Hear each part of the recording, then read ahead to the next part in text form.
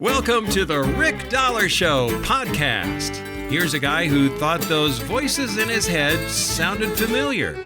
Your host, Rick Dollar. Hey folks, a few weeks ago I got to sit down with my old buddy Randy Wood at the home of the Rick Dollar Show podcast, Randy Wood Guitars and Music. And this is how that went. You know, we were talking about Vassar Clemens in there just a few minutes ago, just before we fired everything up. You know, how long did you know him? Let's see, I met Vassar New Year's Day of 1966. Man, I wasn't even born yet. If that tells you anything. Yeah, I had just moved down to Milledgeville, Georgia. Oh, man. To work with Tut. Yeah. Tut Taylor. Yeah. He had a wood shop down there, and I'd always wanted to have access to a wood shop, so I moved down there, and Tut and a bluegrass group out of Muscle Shoals, Alabama, called the Dixie Gentlemen. Yeah. Were getting ready to record an album, and so they all came over to Tut's place in Milledgeville on New Year's Day and to rehearse. Mm-hmm. And Vassar was with us, Vassar and Jake Landers and Rule Yarborough. Wow. And Herschel Sizemore. Gosh, man. Heck of a band. Yeah, no doubt. Now, didn't Herschel live in this general area in the Savannah Herschel kind of originally area? was from just outside of Tuscumbia, Okay. Alabama. He grew up on a farm out there. His family had a farm out there. And he was living out there and working at that time for, I think, Reynolds Aluminum it was. Wow. One of the aluminum companies. But he would come by Rule's store almost every day, and 2 or 3 days a week we'd get a little jam session going. There you go. Speaking of a jam session, let me pull this over here. And you've got your jam session scheduled March 27th and Saturday, March 28th. Right. Right here at Randy Wood, old time pick and parlor and Randy Wood Guitars. So this is our yearly contribution to bluegrass music. So how many years are we looking at here? We've been doing that jam for, I don't know, probably 15, 18 years now. Gosh. It's been a long time. So who are some famous names that people might know? Well, Herschel always came down. Yeah. Pretty much. Don Piquelme has been here. Mm-hmm. Boy, who all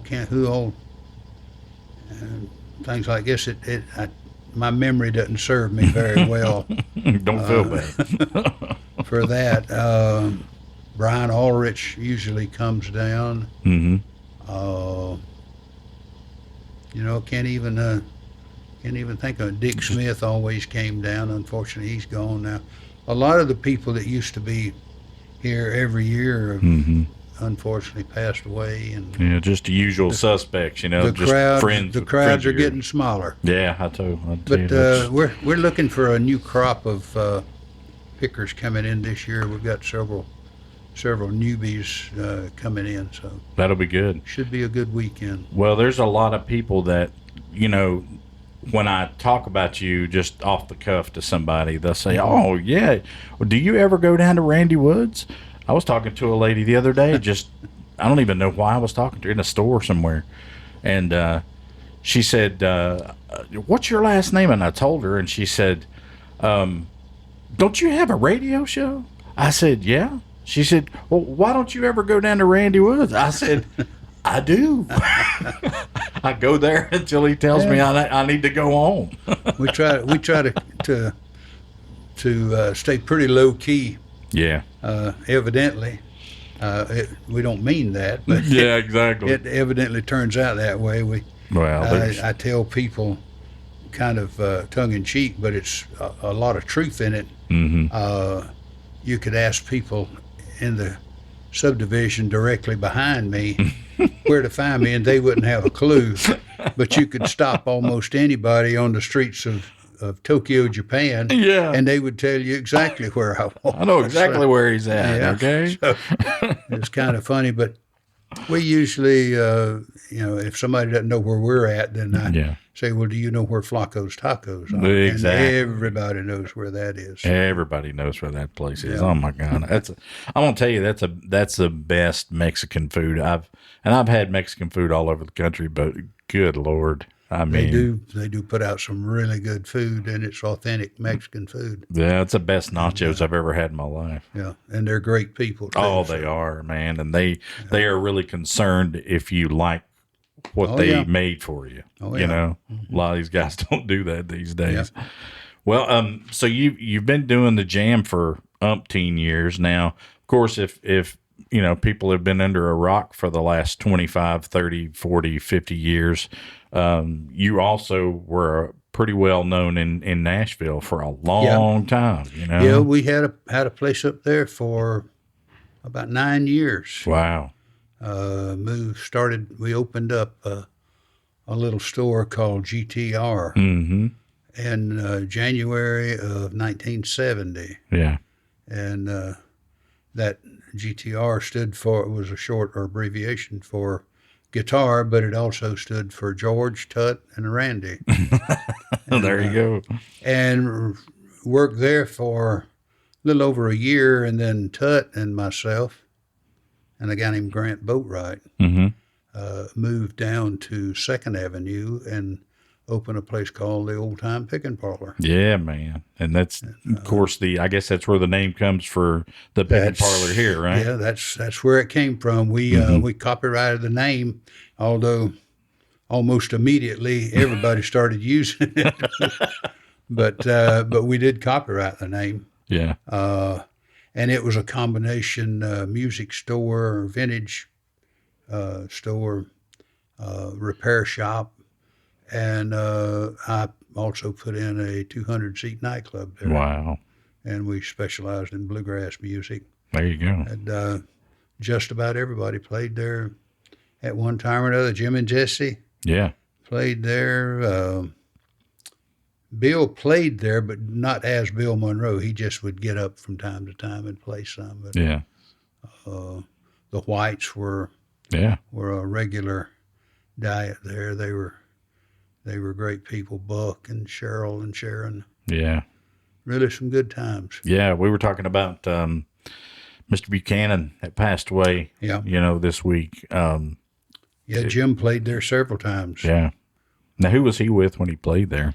Different ones. A lot of times we've just, put together a band and put on a show. The house band regularly was a group called the Misty Mountain Boys. Yeah. And a man that most everybody knows from the Station Inn named J.T. Gray was the leader of that band. Old J.T. And he also ran my music store there. Wow. For 8 years. Gosh. First time I ever went to Nashville for the birthplace of country music museum. Carl Jackson told me, he's like, "You guys ain't leaving, are you?" I said, "No, not yet. We're going to stay another day." He's like, "Good. We're going to the Station Inn tomorrow night." And that's the first time I'd ever went in there. I didn't have any idea, what it was like or anything else. But, man, it was just the coolest little spot. Oh, yeah. Station Inn was great. Folks, if you're looking for a town that still knows how to do things the right way, let me tell you about Marion, Virginia. Right now, Marion is buzzing with life. Downtown streets full of local shops, great places to eat, live music, community events, and that unmistakably Appalachian spirit you can't manufacture. This is a town where people still wave, stories still matter, and tradition walks hand in hand with progress. From seasonal festivals and cultural happenings to outdoor beauty that'll take your breath away, Marion continues to be a place where neighbors gather and visitors feel like family. Whether you're strolling historic downtown or catching what's new in town, there's always something going on and something worth sticking around for. So take it from me. If you haven't been to Marion lately, now's the time. Come experience a town with deep roots, strong values, and a whole lot of heart. Marion, Virginia. Proud of where it's been, excited about where it's going. It actually started out, there's 3 friends of mine that started that. We had the picking parlor, and we put on regular shows. But as bluegrass people want to have, they wanted a place they could play. Yeah, exactly. Not come to listen to other people play. Bob and Bertie Smith, who were regulars at that time down there. And they went out just a block or 2 from Vanderbilt University. Wow. And rented an old house out there and moved in some derelict furniture and stuff and started the Station Inn. Gosh, man, that's and crazy. It was a place where you could get up, if you came in and wanted to play, you could get up on stage and play. A lot of great pickers started there, and then, of course, later on moved to where they are now.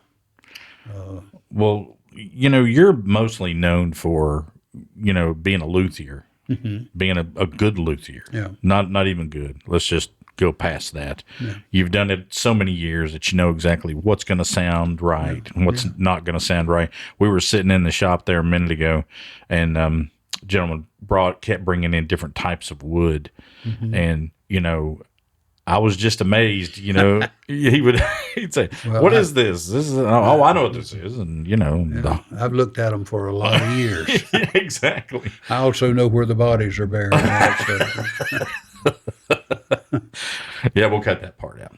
But anyway, no, it's that's your love, I guess, more than anything, isn't it? Is just making something that sounds good. I never considered myself a great musician, a great player. I could play decent rhythm guitar. I had pretty good timing. Consequently, worked a little. Every now and then, I would work on a session in Nashville, playing basically rhythm guitar. Yeah. But I discovered early on that I enjoyed working on them as much or more than I enjoyed playing them. That's exactly right. I mean, I could see that. And of course, I was primarily considered a singer anyway at that time. We did worked on some movie projects and first one thing and another. Yeah, I was getting ready to ask you about that. The name Disney, I don't know if that means anything to anybody or not, but I saw a little clip on YouTube, and I was like, that's Randy. Yeah. What's he doing singing in a Disney movie? Something about what was it about? The Nashville Coyote. The Nashville Coyote. Yeah, you need to look that up if you can. And it was a cute little movie. It actually is still on YouTube. You can find it on YouTube. It was about a wayward coyote that jumped a train and wound up in Nashville. Yeah. So it was a pretty cool little movie. Had a lot of good musicians in it. Yeah, it did. Not saying that I was that great, but I had a heck of a band with me. We had you was Tom McKinney playing banjo. Yeah. Norman Blake playing mandolin. Wow. Tut playing dobro.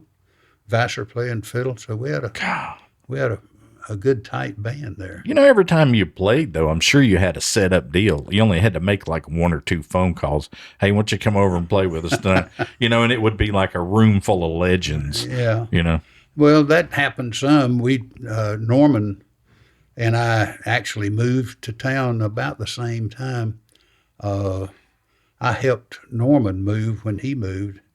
And then about 6 weeks later, I was getting ready to move. And my house had not closed yet. And so my wife and I moved in with Norman and his wife, and we lived with them for about 3 or 4 weeks till our house. Now that's a friend right there. Yeah, it was great. I'm gonna tell you. I mean, I love my brother, but I don't think he ain't sleeping on my couch. I know. Too many bad. It was pretty nice. Yeah, that's good. Norman and his 2 kids and his wife and myself and my one daughter and my wife. But it was a pretty full house. But we managed and finally got our own place and moved in. But it's kind of unusual that we moved to Nashville about the same time. That's just the way it's supposed to be, you know? Yeah. You know, and I want to bring up something else real quick. You and I have talked about this just in passing sometimes, but Baz Luhrmann has done a new Elvis movie, 65 reels of outtakes from Elvis on tour. And I've been investigating this a little bit, and I mean, it's just an unreal work. It's out right now. It's on IMAX, so it's a huge theater, and you know, you're seeing the king of rock and roll there. But I think you've done a little work for him, haven't you? Yeah, a little bit. We I think it was his band, or either his dad.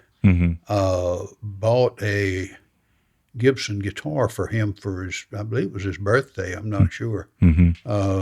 From a friend of mine over in Memphis who owned a small music store over there. Right. And they wanted to get his name put in the fingerboard, and that the friend of mine didn't do any of that kind of work. He just had the regular music store where he sold new stuff and all. Who would do that though? That's got to be tough. To put these little, you know what I'm saying? That's tedious work. I presume I was about the only one doing that kind of stuff. But he told them over there, he said, you know, call me over in Nashville, and that I would do it. So they sent the guitar over, and I put his name in the fingerboard and all that. The black Gibson Dove that he plays. Yeah. It wasn't black. Wasn't that like the first guitar he had or something? I remember seeing. No, he had other guitars. He had a couple of Martins, I think, that were pretty nice. But this was the one he played all the time. And it started out life it was a Dove, and it had a natural top, and the back and sides were red maple. And but then after he got it back and I saw it the next time, it was all black. Well, whatever works. Yeah. You know? But he was the king of rock and roll. He could do whatever he wanted to. That was kind of his signature guitar for many years. He played that guitar. I think I've seen that guitar somewhere. Yeah. It was in the museum for a while. I don't know where it's at now. I don't have any idea. A few years ago, 3 or 4 years ago, maybe, I did a copy of that guitar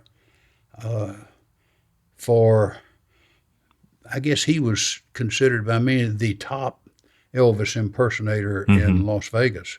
Yeah. He had semi-retired and wanted a guitar like that, and he probably twisted Priscilla's arms. I mean, had her give me a call and ask me if I would do that, because I had turned down offers in the past to replicate that guitar. So. Yeah, that's true. I mean, so there actually are two of them out there now. One of them he has, and the other one, I presume it's in the museum, but I'm not sure. Yeah, I think my brother bought he bought one at Gibson Guitars somewhere. I can't remember where it was. This is a conversation. I'm like you know, the conversation I may never have again. But he found one. I think Gibson didn't they replicate something like that in the They would not. the they wouldn't do it. This the guy that I did that one for, he tried to get them to do it, and they refused to do it. Wow. They did build him that guitar, but it was just a standard Dove, and then they shipped it to me, and I had to put a new fingerboard and all.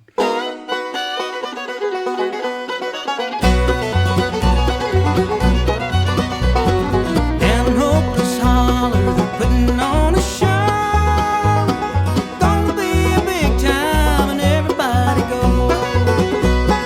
Picking and a singing all your favorite songs. Down in Hopeless Holler, won't you come along? Down in Hopeless Holler, won't you come along? Hopeless Holler. Hopeless Holler Trading Company, where one style fits all. Another kind of interesting story. About 4 or 5 months before Elvis passed away, we had just gone back to the club, my wife and I, and got the club open for the night. And I was upstairs working, and Irene hollered up and said, "Somebody wants to talk to you on the phone." So I picked up the phone, and they didn't tell me who they were. They just asked me, said, "Do you know what a D76 is?" That's a model, Martin, that's a Centennial model. Right. And I said, "Yeah, I know what it is." He said, do you know where you could get one? I said, "Yeah, I think I know where I could find one." Yeah. I said, so he said, "Well, this is Elvis. I want it." Holy crap. I said, "Okay." Yeah, no problem. Yeah, Come on back. and I said, he said, "I'll have one of my people call you." Yeah. So I said, "Okay, thank you," and hung up. I hadn't, Yeah, you didn't think anything didn't about think it. any more of it. I figured, maybe in a few days he'll call. Yeah. About 10 minutes later, this guy calls, and he said, "Elvis just called me and says you have a guitar for him. I'll be by in 30 minutes to pick it up." Wow. Who was it? I says, Do you know? "What do you mean you'll be by in 30 minutes?" I said, "I don't even have the guitar here." He said, Yeah. "Well, can you get it?" And I said, "Well, I'll see if I can." He said, "Well, the plane is already in the air coming over to pick it up." Oh, my God. And so I had to call the person that had it and talk them into bringing it guess down. what? And he got it down there in time, and they came by that night. Do you remember it who up. it was? Who picked it up? No, it was one of his band guys? members that Gosh, lived in man. Nashville. I can't remember his name, Good God. but I'm doing good to remember my name anymore. I think you're doing fine. But that was one thing that makes that a little more historic, is that very probably was the last guitar he ever bought. Could be. It was a D76. He was watching TV that evening or that night, as he was prone to do, and somebody came on and was playing one of those guitars, Man. and he saw it and wanted one. So I wonder how many there are of those. I don't know world. how many were ever made. You don't see them very often. They're fairly rare guitars. They Yeah. only made them for the 1 year. Good Lord. But anyway, What a phone call, That's- dude. yeah, that's my Elvis story. I don't know, man. There was this one, we were talking about Buford Pusser one day, you and I were. And you said something about Buford Pusser and Jimmy Buffett having a little skirmish. You want to tell that one? Yeah, and actually, there was that same story was told by Jimmy Buffett on I think YouTube here 6 months ago or something. I happened to see it. Yeah. Somebody told me about it, and but Vassar and I were doing something in Nashville one evening and happened to go by the King of the Road motel, which he needed to go by there to see somebody or talk to somebody or something. And so we went over there and got parked and got out of the car and headed toward the hotel. And Buffett comes out the door headed toward the parking lot. And we said hello and just walked right on past him. How tall was Jimmy Buffett, by the way? Jimmy was not Just that a little tall. guy, wasn't he? Yeah, he was over 5 feet, but probably 5.5, something like that. He Wow. wasn't quite as tall as I am. Good Lord. But we were walking on in to the hotel, and this monster of a man or mountain of a man came out the door just as we were getting ready to go in, and all of a sudden let out this blood-curdling yell and took off running toward the parking lot. Vassar and I didn't know what was going on. Yeah, what did we get into? We turned around, and when we turned around, we saw Buffett standing on the roof of a brand new Corvette out in the parking lot. I don't even want to know if I want to know this or not. Later found out this was Buford Pusser, and he had just come to town to pick up that Corvette. Somebody had given him this Corvette. They gave him a Brand new, Corvette? yeah. brand new, and I really don't want to know the reason behind that now. and he took off trying to catch Buffett. Yeah. Buffett by then had spotted his car. He had got up. He was short, so he got up on top of his car to look around to see if he could find where he had parked his car. And he ran and got in his car and took off before Buford could catch him. Man, that's crazy. I found out when Buffett did that interview a few months ago, or that when it played a few months ago, that another reason he was a little PO'd was Buffett had been playing golf that day and still had his golf shoes on. No. When he jumped up Holy on top crap. of the Corvette. Vassar and I thought it was comical at the time. Yeah, I think I would have gotten my car and left. I don't want to know anything about anything that I just saw. Yeah. Well, you worked with George Gruen there for a while. Who were the people that were coming into Gruen Guitars there that you dealt with on a daily basis? Well, back then, just about everybody. We're talking, 1970 and 71.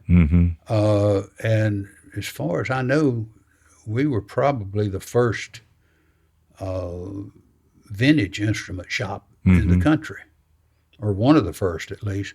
But just about everybody. I mean, you name it, Crosby, Stills and Nash, Mama Cass Elliott, everybody.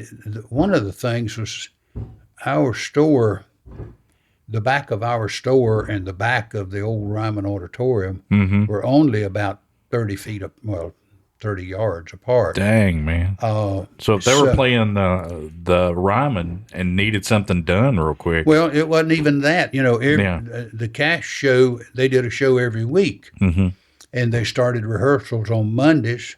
They rehearsed Monday, Tuesday, and Wednesday. Wednesday, they had a dress rehearsal. Yeah. And then Thursday evening, they filmed the show. But Monday and Tuesday and part of Wednesday, the star, whoever the star was that week, didn't have anything to do, and they didn't like hanging out in the Ryman because the Ryman was not air conditioned at that time. God. And all they could do is just hang around. So they would come over and hang out in the music store. Wow. So we met. If they played the Cash show, they came in our place and hung out. Yeah. Speaking of Cash, how about Johnny? Did you ever meet him? Yeah. Did a couple of guitars for Johnny. No kidding. He was Johnny was a great guy. Like a lot of the bigger stars that I've met over the years, most all of them seem to have a bit of I don't know if you'd call it an inferiority complex, but they all seem to be a little shy.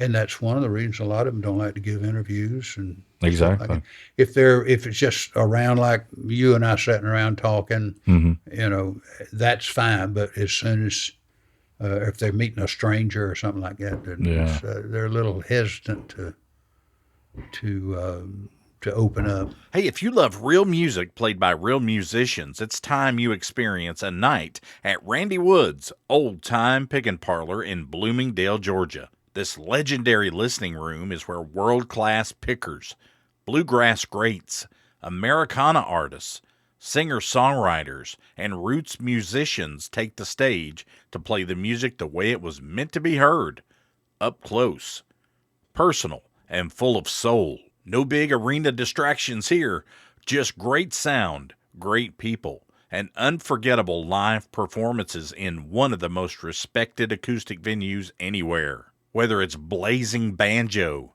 sweet harmonies, or a hot fiddle tune that gets your heart going, you'll find it on stage at Randy Wood's. Make plans now to catch an upcoming show.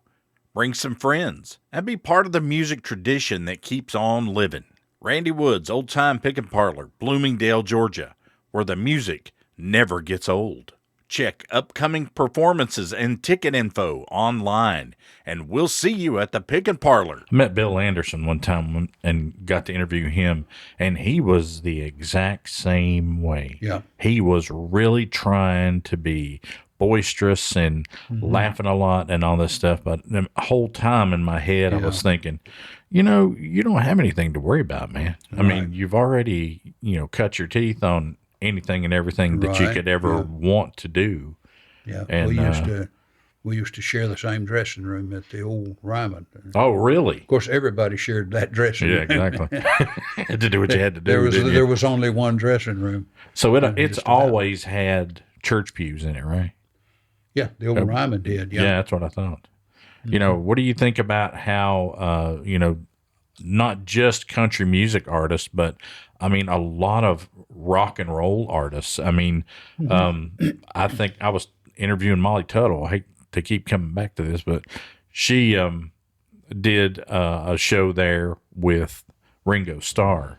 Yeah. And a couple of those guys. And, T-Bone Burnett put it all together, but we were just talking about it one day, and she was telling me how that's the only time that she was in the Ryman Auditorium that she just could not believe that she was there.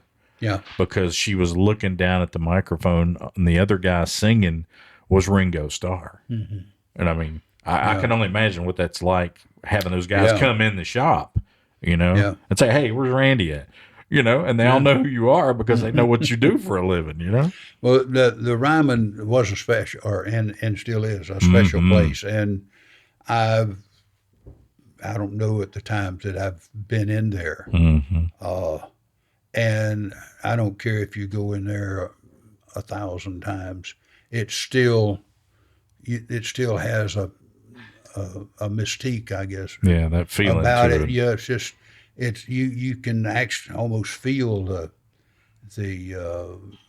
all the people that have been there. Yeah, just the presence of them, I guess. Yeah, it's just it's an amazing thing. It's like Rhonda Vincent was talking about Little Jimmy Dickens. Yeah. At the Opry, and it was just. She said it's just you just look over to the side and you expect to see him standing there, and he's just not there anymore. But and the old opera, the Ryman, like I said, just about everybody. Roy Cuff had his dressing room, and Minnie Pearl, I think, had her own dressing room, and then there was another dressing room for the other female artists, and a dressing room for the male artists, and. It was. Let's talk about George Jones. I've always been so interested in I don't his know antics. I don't know a lot about George Jones. Really? I've met him a few times, and I've loved his music. I think he was one of the greatest country singers of all time. Yeah. But I never spent much time with somebody else that loved George. Well, a lot of people, but. Another person that I know in particular was Linda Ronstadt. She thought George hung the moon. Well, and rightly so. Yeah, exactly. Well, I mean, we've talked about a lot of country music stars, but being having the past that you have in Nashville, it's hard to not talk about some of these guys. I mean, Conway Twitty. I mean, guys like that.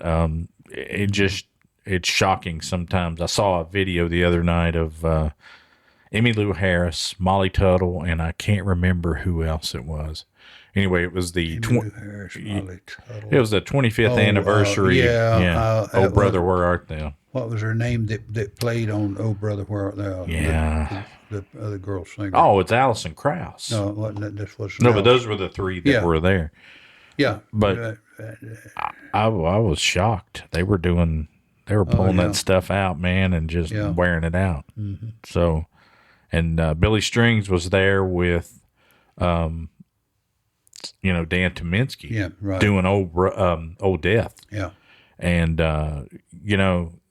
that probably just brought down the house, just a simple fact that everybody, felt Doc there, and something else. I'm telling you. It's, what do you think about music right now? You think it's kind of coming around like music always does? It always does a big circle. I think it goes in cycles. And it seems like there's a younger generation starting to come on now to carry on bluegrass and country music. Yeah. I wish country would get a little more country back in it, but because I've always loved pedal steel guitars if they were played correctly.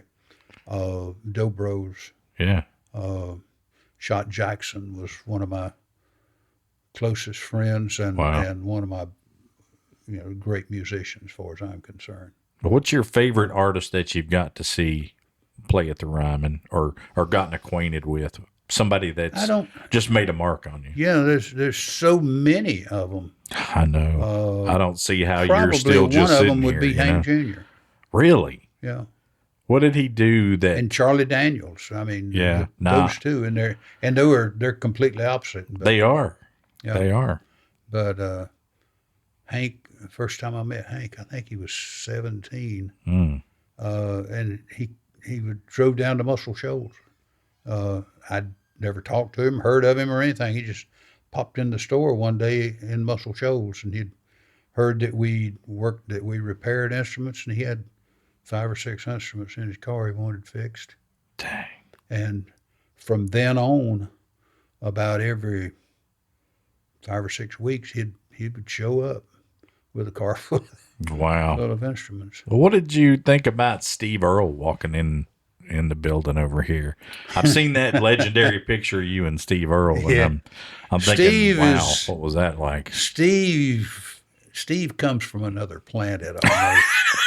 But he's a great guy, and I don't know Steve really well, but what little I know of him, he is a phenomenal writer, great entertainer.